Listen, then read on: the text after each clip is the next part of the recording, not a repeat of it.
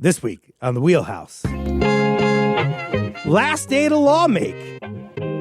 The heavy lifting is done, but there's still more work to do.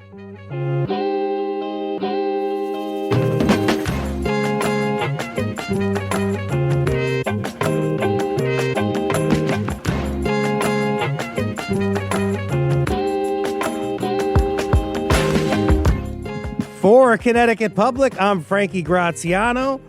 This is the Wheelhouse, the show that connects politics to the people. We got your weekly dose of politics in Connecticut and beyond right here. Connecticut lawmakers have a new budget deal. The $28 billion package includes new money for towns, child care, and health care providers. This hour, our state capitol experts will dissect the budget, other business done in Hartford this session, and they'll take us into the future. That's a lot to promise you. Previewing the summer ramp up for votes as we approach a gubernatorial election in November.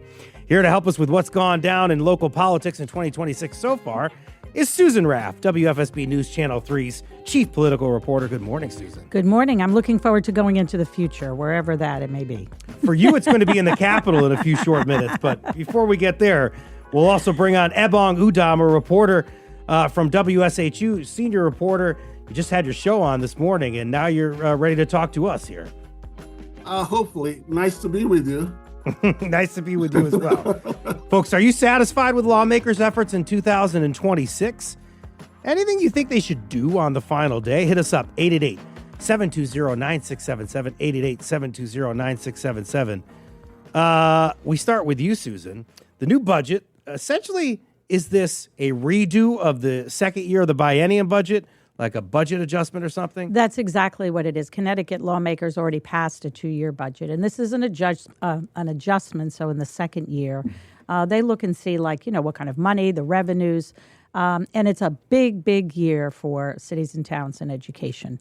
Superintendents, mayors have had a very loud voice this session because they've been very concerned about education costs and possibly raising property taxes. So $270 million in that adjustment will go to cities and towns. It's the first time they've had an actual increase in 13 years. Not flat funded any longer, I would imagine. No. That's 200, especially for education. The education funding has gone up. And where does that come from, Ebong?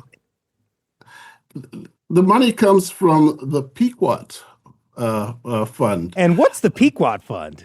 Is that slot machine pulls? It's so complicated. That's slot machine money. No, it's so complicated because $100 million comes from this Pequot grant, and the rest, I believe, comes from surplus and budgeting. But it's interesting because it has really nothing to do with the tribes or the casinos. It has to do with the mechanism, I'm told, on how grants are put together. Is that correct? Now, what I don't understand is that they were getting about 50 million.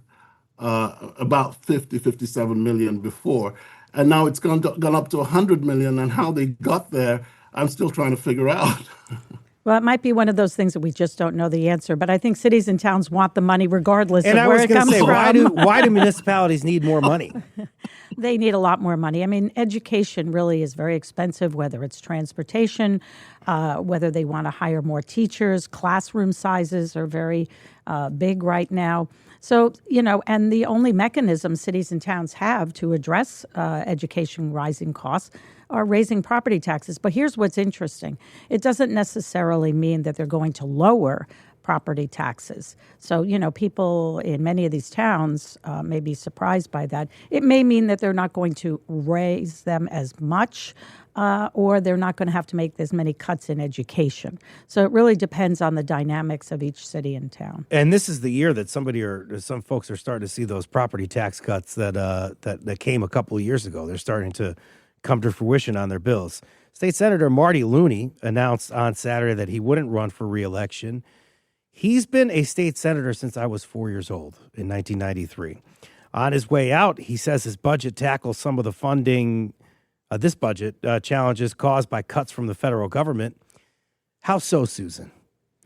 Well, I think, Marty Looney has always been a very strong voice for a lot of social programs. He's been a big voice and supporter for immigrants. If you remember, he passed driver's licenses for immigrants. That made national news. And his feeling was people are going to drive anyway. This way, you give them a license and they pay insurance because that's contingent upon you getting a license.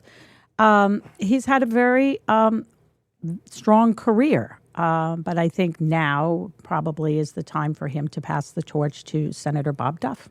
And before we get there to talk about some of those national programs and the cuts, just to talk about Looney a little bit there, did you see him as somebody that would work across the aisle, maybe with the Senator Len Fasano or something like that? In those days, yes. I think there was more of an appetite to work together. I don't see that so much in the current dynamic of the legislature. I think that there's a lot of respect for someone like Martin Looney, who's been around for certainly a long time. But I think as he has slowed down, I think it's time. A lot of people feel he should pass the torch. But 46 years is a long time to serve the people of Connecticut. And no one, if you talk to him, the information that is stored in his brain is really remarkable. He can, just like that, remember things. So, why the hell anybody would want to continue doing this kind of work when you were up until what time this morning were Republicans and Democrats debating this gun lock mechanism bill? Well, I was or the Glock bill there. I was personally not there, but it is this Glock switch. It is the only. I mean, Marty would have been around for it. Yeah, well, he might miss it. I think that anytime the dynamics, obviously, and I've said that word a lot this morning. The Democrats have the majority, and they're probably going to get whatever they want passed. And just to give you an idea of what this gun bill is, it is a Glock-style pistol, and there are these switches, which are illegal. But if you put them on the gun, it turns this pistol into a fully automatic weapon. California has banned them, maybe one other state, and Connecticut wants to do the same. But the issue really with that is that we already have a bump stock ban here in Connecticut too. Right, so and this is future sales. It's not if you own one.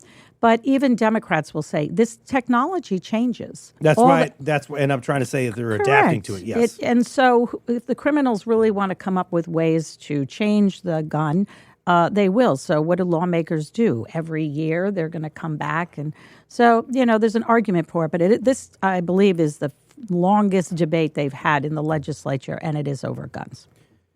Gas prices are up, guys. Now over $4.50 a gallon, according to AAA. Ebong, is there any relief in this budget package that we talked about? Anything that can be legislated today, if it hasn't been thus far, to help out Connecticut residents? I don't think anything's going to be legislated today. But what happened is initially, at the beginning of the session, Governor Ned Lamont promised a tax rebate, a $200 check to everyone in October. Well, that fell by the wayside. However, they were able to reduce the public benefits on the utility bills starting this month. And that, we'll see when our bills come out exactly how much it's going to be reduced. But that was because of a deal they had with Millstone, which has paid off. And they have some money that they can now use to reduce the public benefits. So that's about it as far as energy, trying to reduce the cost of energy. There was talk about getting rid of the gasoline tax. That didn't go anywhere. So that's pretty much it as far as relief from the high energy costs. I think the money for cities and towns was their way. They talked about that rebate for a while, and they were all talking about, affordability and how much money do you give back.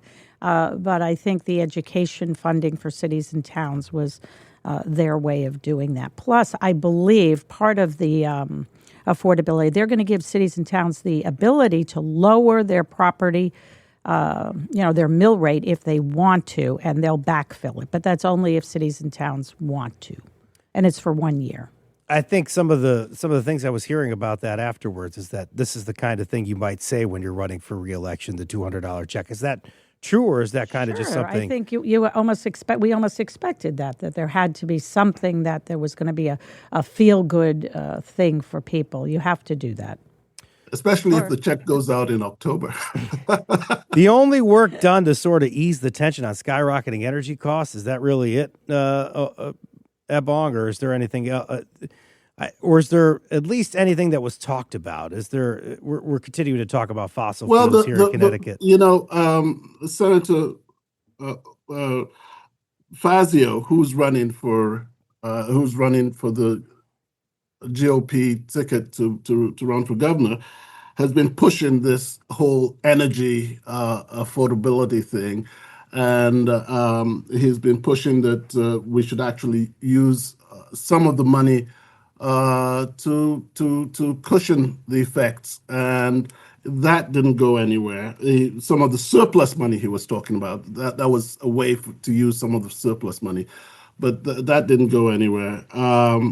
But they talked a lot about it all all through the session. But they did pass a bill on solar, which was a bit controversial. But Representative Jonathan Steinberg, who's actually leaving the General Assembly, this creates incentives for not only homeowners but also businesses to use solar, and creates what they call a solar bank.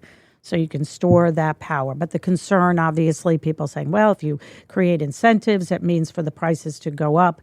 But Jonathan Steinberg will say that over 20 years, that goes down. So I think they had to do something on energy, and hopefully that will create more clean, sustainable As energy. we always talk about a power generation issue here in Connecticut, and then you're talking about some ways to address it. We're finally producing power, it sounds like, out of Revolution Wind Project. That's one. On again, off again, off again, on again. Due to lawsuits, Now but on. sounds like it's now on. But we're getting close to the summer at Bog, and that means that more people are using the AC in their house.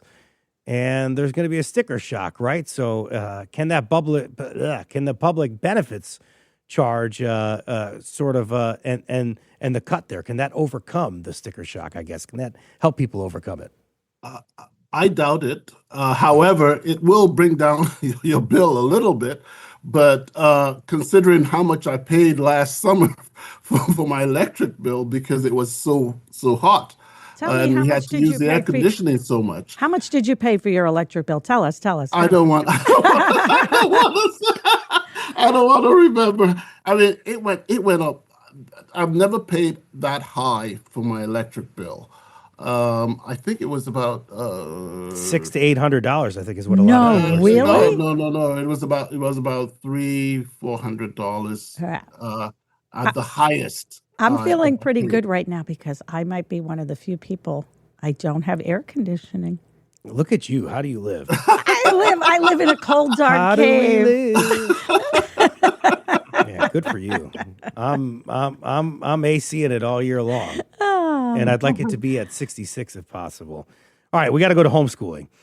The state's acting child advocate, Christina Guillo, says that once a family opts to homeschool a child in Connecticut, there's nothing really tethering that family to the state. And that can be problematic, according to advocates, in the wake of several deaths, including one that spurred the conversation this year, 11-year-old Jacqueline Mimi Torres Garcia. I'm sure something you've talked a lot about, and we've seen reported on the station as well. Yeah, there have been several cases, and, they're horrible tragedies, and I think lawmakers wanted to do something this year to address homeschooling. They brought it up last year. This is, some would argue, a little bit watered down, but I believe that they had to do something. No, the majority of people who are homeschooling their children are doing it for the right reasons, and there are no problems.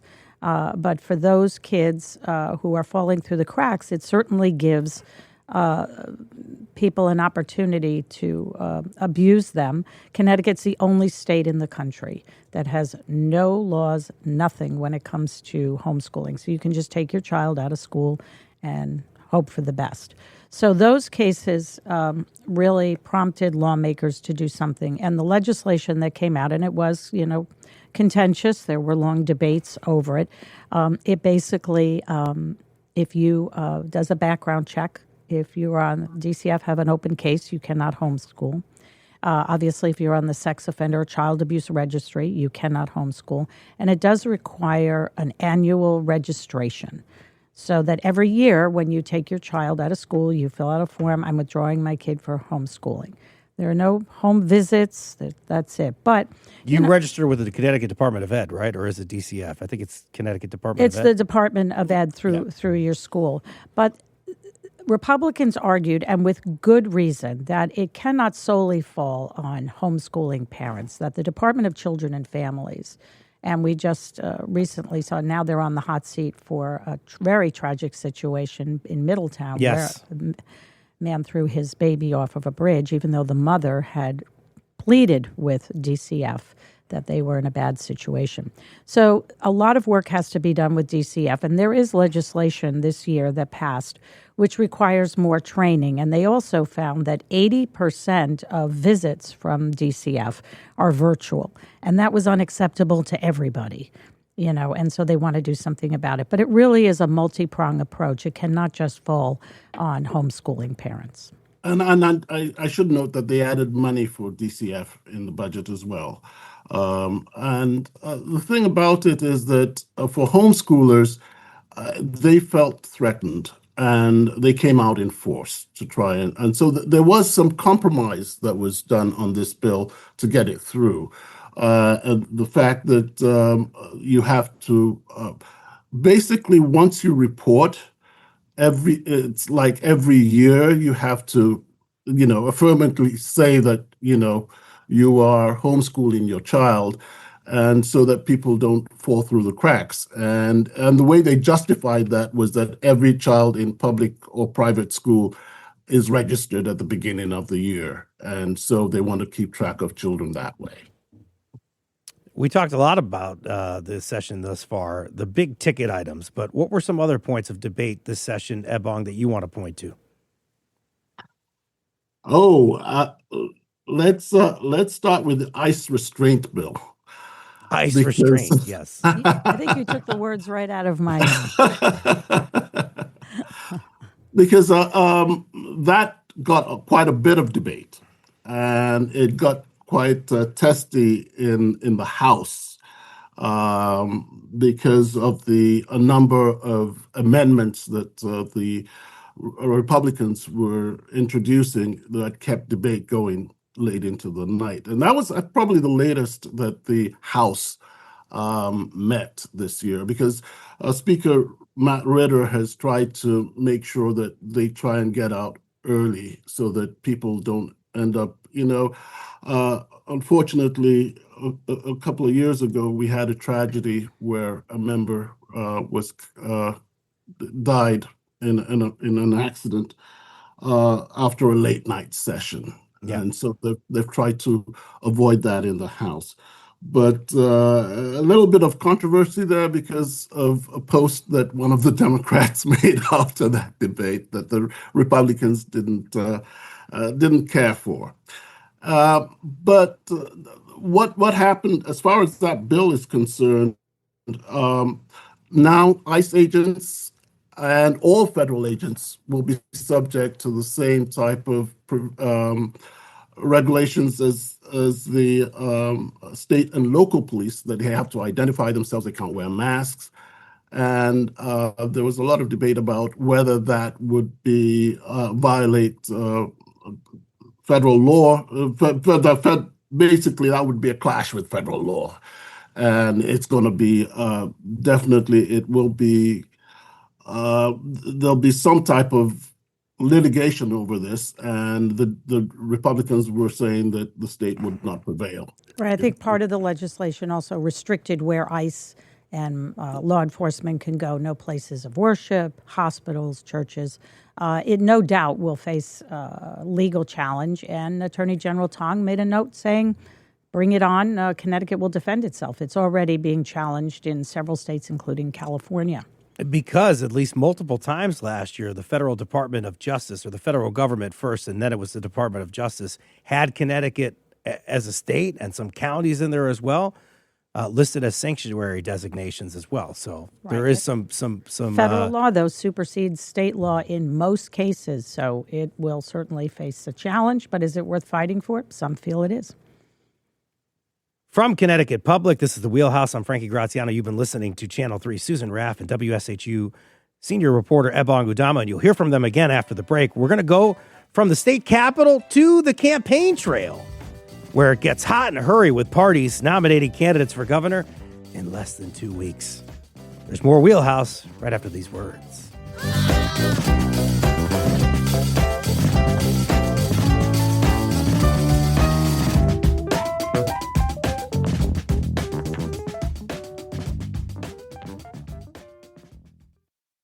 This is the Wheelhouse from Connecticut Public Radio. I'm Frankie Graziano. This hour, we're rounding up the latest in state politics on the final day of the 2026 legislative session. With us are Susan Raff, WFSB News Channel 3's chief political reporter, and WSHU senior reporter Ebong Udama. Any quick thoughts about the session, folks? Give us a call. We're going to be saying goodbye to Ebong and Susan after this segment to talk about initiatives to boost local journalism. Hit us up, 888-720-9677. 888-720-9677. Hey, last year, lawmakers created this endowment to eventually fund childcare for every family in Connecticut. But funding the program relies on surplus dollars. Ebong talked about this earlier. There was a different call to maybe use, this came from the GOP, to use some of the surplus dollars for energy costs and things like that. Everybody's always talking about the surplus dollars, eCert, you get that idea. So this program, a lot of the money for surplus has already been accounted for. Does that mean that this program is in jeopery? No. Where are the sort of political winds blowing on No, this? it does. In fact, there are going to be 1,000 new child care slots very soon. This has been a big priority for Governor Lamont, who felt that if you want to encourage people to work, they need to feel comfortable. And But it might not have been earlier in the session? It wasn't earlier, but there is something there for it. The goal, obviously, they would like to have universal child care. But Connecticut is a leader in this, that they want to provide good quality, affordable child care for people. A bunch of different child care centers applied, and that's going to become a reality here in Connecticut. Yeah, they're trying to worry about the They child care had desert. 300 million, I believe, that was able to be put in, put in this year, which is pretty remarkable that they've been able to put in money into the endowment for 2 years now. It is, but the reason why I brought that up is because the urgency wasn't always there this session to use that surplus dollars Beth for Bai that. is gone, so Beth was really such a strong advocate for it, but she did pave the way and left something good in her work. Tremendous work from Beth Bai. Were housing measures affected this session? I know we were talking about a no-fault evictions bill, but not a lot of talk on housing, it seemed like this, with an affordability crisis. Well, they did so much last year. How much are they doing? Although I would say that I got an alert on my, I had to go to bed early yesterday because of my show this morning. But I saw an alert about housing from the basically people opposed to the housing. Here in Fairfield County, we have people who are very, very against any type of new legislation. Don't say, Ebong. Is that true, Susan? He might be lying. I got an alert that the House dealt with the housing bill last night, and they didn't want it to get to the Senate. They want to get it to the Senate, so they were asking people to call their representatives to make sure that the Senate doesn't take it up today. So we'll see how that goes. But as far as housing is concerned, the heavy lifting was done last year. And the person behind it was the majority leader, Jason Rojas, who pretty much decided not to push too much this time around, and he let it just go. Is there anything you guys saw that kind of might have been in trouble or jeopardy, or might be something that's not necessarily propped up during an election year? We have elections, statewide elections this year, and then, of course, we have federal elections as well, too, some of them. But anything that sort of fell by the wayside because it might not be popular for somebody running for a position? Well, I know something that came up yesterday, that the House decided not to deal with the parole bill, Oh, huge. Yeah. and there was a lot of pushback on that from the Republicans And and Democrats. There were some and Democrats. Democrats as well, because that's not a very popular thing to run No. on And in in an election And year. the House Speaker didn't think he had enough votes. He said it yesterday. And basically, what it would do is early release. So if you were, say, 21 or 22 and you were convicted of murder, they wanted to raise it to 26. So that means that on the back end of your sentence, you would get out early, because their view was, you are a lot different at 22 than you are at 52. But here's something that the minority leader, Vinnie Candelora, said. So in the thought that you're not really mature enough and your brain isn't developed until you're 26, but you can smoke pot and we will sell it to you before then. So he made an argument that way, and I had to stop and think about that for a while. 888 But anyway, I don't think people wanted people to get out of prison early. I mean, if you're 25 years old and you've killed somebody, you should probably serve your sentence. 888-720-9677 if you want to talk to us. 888-720-9677. Once the session is over, lawmakers are going on the campaign trail. You got a gubernatorial election in November, elections for statewide office, and U.S. representatives from Connecticut are back up and have to bid for re-election this year. What are you looking forward to, Ebon? The Republican primary is going to be quite interesting. The convention itself will be interesting, because we have a situation where there are three candidates. There's Aaron Stewart, who was the former mayor of New Britain, and she has had some problems that Ryan Fazio has been really taking advantage of right now, because there's been some question about her trying to get a pension, and the tax collector's office, the woman who was the tax collector Was fired. Yeah, so there's a lot going on there, and she's getting it from Ryan Fazio as well as from the Democrats, and so it's going to be interesting to see how that will play out in the convention. The third candidate, Bessie McCoy, I don't know where she is. I haven't heard much from her, and I don't know how that's going to work out in the convention, but we'll see. If I asked you the same question, I think you would give me a similar answer. You're excited, I would imagine, for this convention coming up, Susan. I am. I think we should bring a lot of popcorn. Yeah. Yeah, I do. Our friend Joe Zone likes movie theater quality popcorn, but he doesn't like how when you go to the store, they say that they have movie theater popcorn. So are you going to have like movie theater quality popcorn at the convention? It's going to be interesting, and I think that there's a lot going on, and Ebong, really kind of highlighted that. There's an independent investigation into Aaron Stewart's administration when she was mayor, and how there was alleged favoritism on who got tax breaks and who didn't, and who got to delay their interest on their payments. There's also a state police investigation as well. So those two investigations are ongoing, will not be completed until, who knows, certainly not by the time of the convention. So that's hanging over her head at this time. I think she'll certainly get enough votes to force a primary.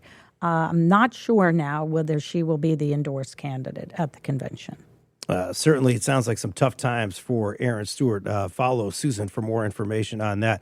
Hey, there's that race, but then there's also... Go ahead, Ebon. Yeah, I was going to say, on the Democratic side, Lamont has a challenger. He does have a challenger. So it's and some people were saying that might have some drama on that side. Sure. I want to know who his phone list is. I don't know about you, but everyone I know in the state of Connecticut has gotten texts from Josh Elliott, right? And that's just one. It's really an impressive list. It's Josh Elliott. Yeah. Yeah, I'm getting a lot of them as well. But I yeah, think, you know maybe what? because we're in the news media. But I'm glad there's a challenger. I think we can all agree with that, right? I mean, when there's Yeah. more, it's better. His chances may not be all that great, but let's face it, he's 40 years old. He has plenty of time, and he's gotten his name out there and some of the issues that he feels importantly. So I don't think it's the last time we're going to hear from Josh Elliott. And it could certainly pull back the governor to talk about more progressive issues. Something like childcare, something like that is Correct. Is kind of what I was getting to earlier. But just quickly before we end here, US won. That's probably something we should talk about before we finish up here. That's something to look forward to this summer. Luke Bronin and Jillian Gilchrist and Ruth Fortune, who was a Hartford attorney, are challenging John Larson. Anything new to report there, guys? Well, Lawson this is a fight of his life. And, The he's first tried to one bring ever. Yeah, he's tried to bring in all the big guns to help him out, but I don't know. He's got a real stiff challenge this time, and there's the feeling in the Democratic Party right now that it's time for the change of guard, and so we'll see. We'll see if he'll make it, but Ronan has raised a lot of money. I think he'll definitely do well enough to force a primary. Bronin has been out there. He does have some name recognition. Jillian Gilchrist, maybe not as much. But again, there's, the next election cycle, and it's not that far away. But it is true, I think, for the first time in a long time, Larson has had to get out there and actually campaign. But he's still hard to beat, even though people would like to see new, younger, fresh ideas. Hey, where would I be without these two? So grateful for you, Susan Raff, Chief Political Reporter at Channel 3, and Ebong Udama, WSHU Senior Reporter. Thank you guys so much for coming on. Well, thank you so much, Frankie. Bye, Susan. See you Bye, at Yvonne. the convention. Yeah, you bring the popcorn. Oh, my God. They got the last day of the session and the convention's coming up. It's going to be a good summer for these guys. After the break, do you know what today is? Yes, it's hump day. But it's also something important for people like me. After the break, we discuss Local Journalism Appreciation Day. Yeah, that's a real thing that lawmakers made a thing. You're listening to The Wheelhouse on Connecticut Public.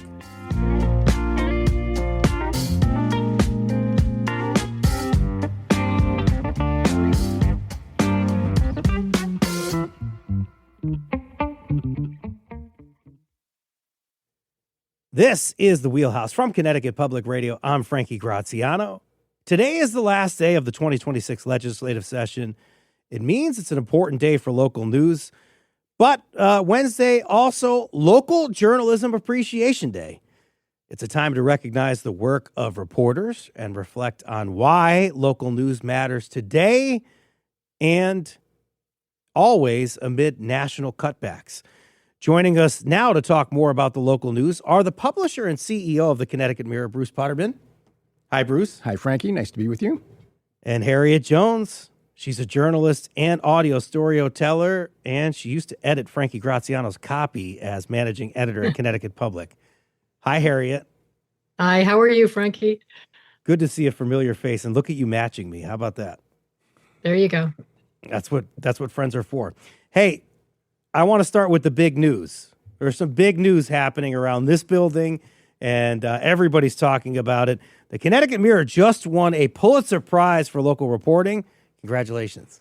Thank you. We did, and it's thrilling, it's stunning, and it's not stunning all at the same time. This is for On the Hook, an expose on the towing industry, as I understand it. Yes, the towing industry that for 100 years was engaged in unsavory, predatory practices, particularly directed at low-income residents of Connecticut, and it kind of flew under the radar for a long time. And through a series of tips, we were able to do a year's worth of reporting that led to major legislative change, both in 2025 and then again just earlier this week.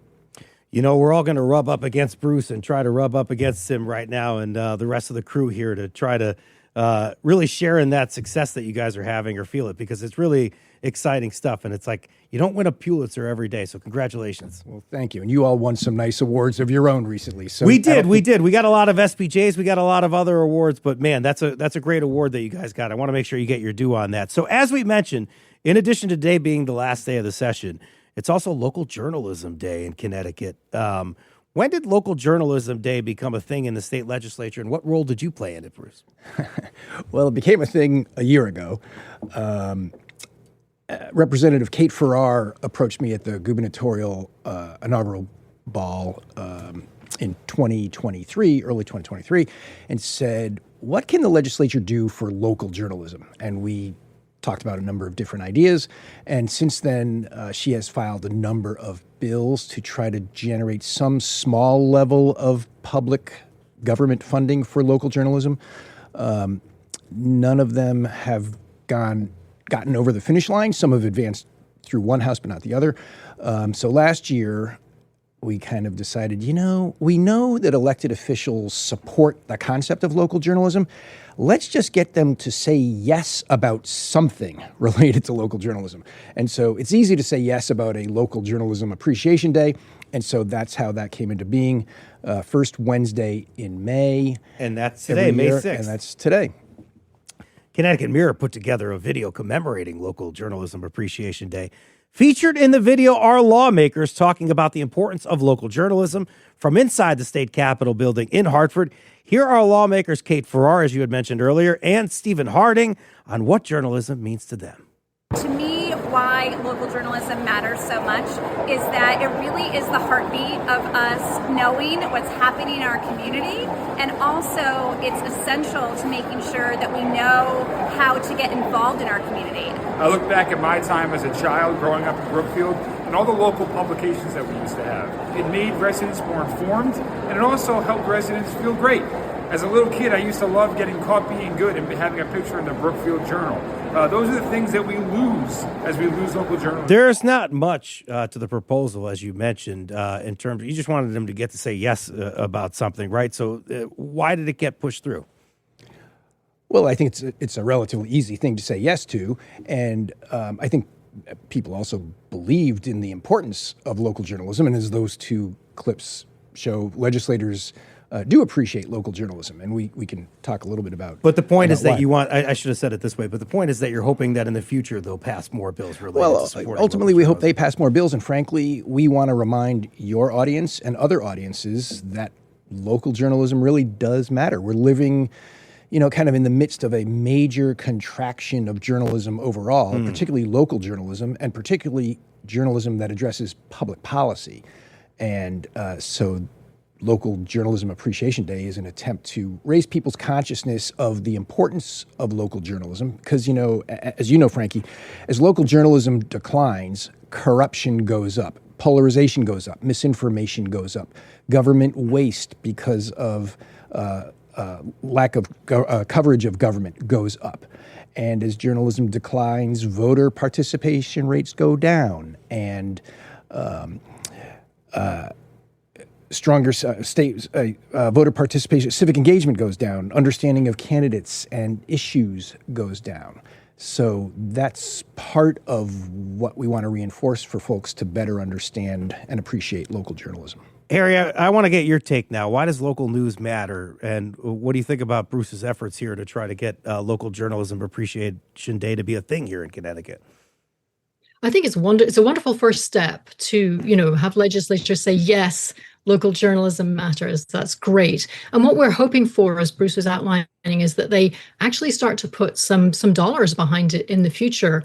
We have a few other bills that we had hoped that they would push through. There's an organization called Rebuild Local News that's doing this work around the country, and they have some initiatives which we're hoping that Connecticut will start to take part in.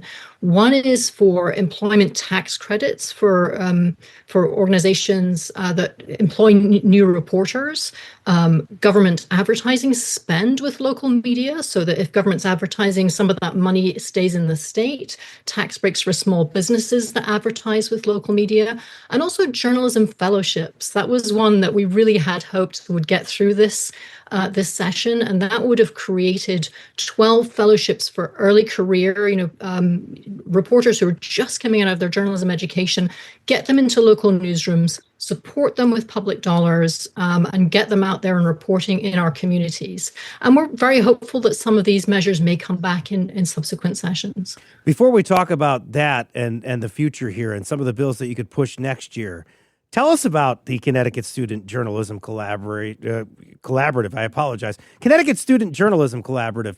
What is this, Harriet, and what work do you do there?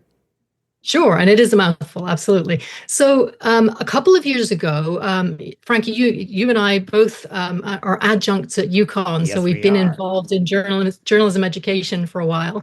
A couple of years ago, several faculty from different journalism education programs in public universities all around the state were brought together around the table, literally brought together around the table in the offices of the CT Mirror. And we were challenged by a group called the Center for Community News. They're out of the University of Vermont. We were challenged to think, what could it look like if we were going to build a strong, diverse workforce pipeline for journalism in Connecticut? And so we've been working on that project for the last couple of years, and it's, we've seen some really good success. So what we do is we essentially try to get students published professionally before they finish their degree, so that once they get onto the job market, once they're looking for those internships and fellowships and first jobs, they have that strong resume with clips, as we call them in the journalism industry. They have those bylines that they've been able to publish professionally. So we brought together, we have a central website. It's ctcommunitynews.substack.com. We bring together all the best work of student journalists from around the state, publish it on our website, and beyond that, we also offer it up to all the different professional outlets in Connecticut. So CT Public is a tremendous supporter, has published many of our students' pieces. WSHU, CT Mirror has also published a couple of our pieces. CT News Junkie is a huge supporter. CT Examiner, the Hartford Courant, CT Latino News. All of these professional outlets have republished our students' work, and that allows our students both to kind of work to professional standards. It's more than just getting a class grade; it's actually getting a professional byline. It also allows them then to take that forward into their careers, and it gives the editors in these newsrooms some visibility into the journalism education. Who are the strong students coming up that they should be looking at when they have internships and jobs coming up? So it is building that connective tissue between, we have great journalism education, we have great newsrooms. Let's build the kind of connective tissue between the two. Connecticut Public is a partner in the Connecticut Student Journalism Collaborative. You may see the student stories actually published at ctpublic.org. Hey, what schools participate? Give me some more details here. And what kind of stories do they write? Are there like beats? What do we got? Sure. So we really are open to any program that wants to participate with us. But our core schools are UConn, Southern, Central, CT State, Community College. We have their Manchester campus and their Tunxus campus both collaborate with us. Sacred Heart, Quinnipiac. We're just about to start publishing students from the University of Hartford. So we really have tried to cast a wide net. And we don't necessarily have beats. We allow students to offer up any work that they think rises to be, professionally published. But we do have some projects that we've implemented. So we had a great grant from the Solutions Journalism Network this academic year, where we've been doing a deep dive on campus mental health and looking at that through a solutions lens. What are the solutions that are being put forward on campuses to the mental health crisis? We've done that as a project. We just sourced some interns for NPDC Connecticut, who are going to be helping them to cover the midterm elections from a young voters perspective. We've launched a podcast in collaboration with CT Examiner. We're doing vertical video now. And our students we were mentioning awards, and many congratulations to Bruce and the team on their Pulitzer. Yeah. Our students are coming up behind them. We just won awards in 6 different categories in the CTSPJ professional contest that was just announced, including a first place win in the data reporting category. You testified in front of lawmakers a session about the fellowships bill. As I understand it, why did you do this? Well, I really believe in it. I think that what we're doing for students who are in their maybe junior or senior year is very important, but the fellowships bill would have taken that next step. So where do these students go once they've graduated? And there aren't enough opportunities in the state, and we're trying to generate more. There are lots of newsrooms who would love to employ new journalists coming freshly out of school, but maybe don't have the resources. So that fellowship position is super, super important. So I felt very strongly about it.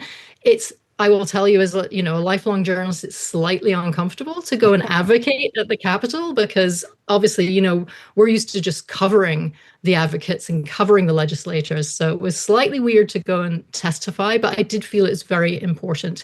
And I do think it speaks to this new moment for journalism, in that we have to start collaborating, we have to start advocating for ourselves, because we can't see local journalism continue to crumble.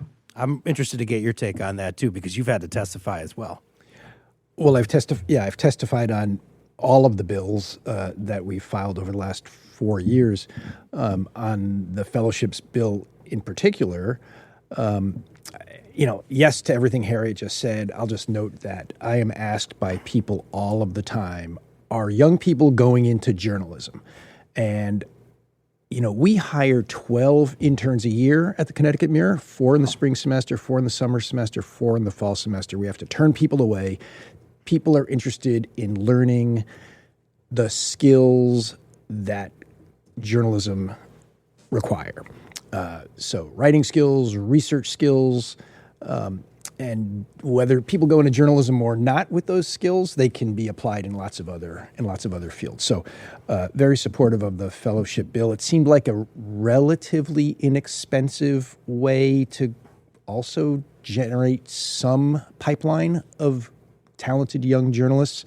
The idea was a modest $10,000 per fellow for 12 fellows. 12 fellows, yeah. Right. And, in other states, California has funded 40 fellows. Washington State supports 16 full-time fellows. That costs a lot more than $10,000 per fellow. New Mexico funds 9 fellows and 11 interns. So there is precedent in other states for supporting this kind of a fellowship idea or concept. Guys, the fellowship bill didn't pass, or hasn't made it at least yet. So it passed out of the higher ed committee. Yeah. It didn't make it into the budget this year. You were talking about ad dollars and the tax credits as well. Both of those didn't make it either, right? Correct. Well, there was an ad reallocation, carve-out bill that we filed in 23, 24, and 25. It passed the House in the first 2 years, didn't get called by the Senate. It didn't pass either chamber last year. We decided not to refile that this year. There was a different bill that, frankly, from our perspective, wasn't an optimal bill, and that was to give small businesses tax credits for advertising they would spend in local in local newsrooms. That's great for small businesses, and we are a small business. I applaud supporting small businesses, but that bill in particular wasn't really going to make an appreciable difference for some of the smaller. We only have about 30 seconds, so I want to make sure I get this. This is stuff that you guys are going to push next session. You're going to hope that they go beyond just doing Local Journalism Appreciation Day. Correct. We'll probably push all of those bills again, except for this small business advertising tax credit bill. Harriet, quick word from you in the last 20 seconds. Why is it important for lawmakers to get behind these local journalism bills? Because without local journalism, no one knows what they're doing, right? Nobody can really participate fully in their democracy without information. So information is really key for both legislators and citizens, and we need to support it. Thank you so much, Harriet, for coming on the show. I appreciate you. We appreciate you too, Frankie. Thank you. Journalist and director of the Connecticut Student Journalism Collaborative, and Bruce Putterman, Pulitzer Prize-winning Bruce Putterman of the Connecticut Mirror.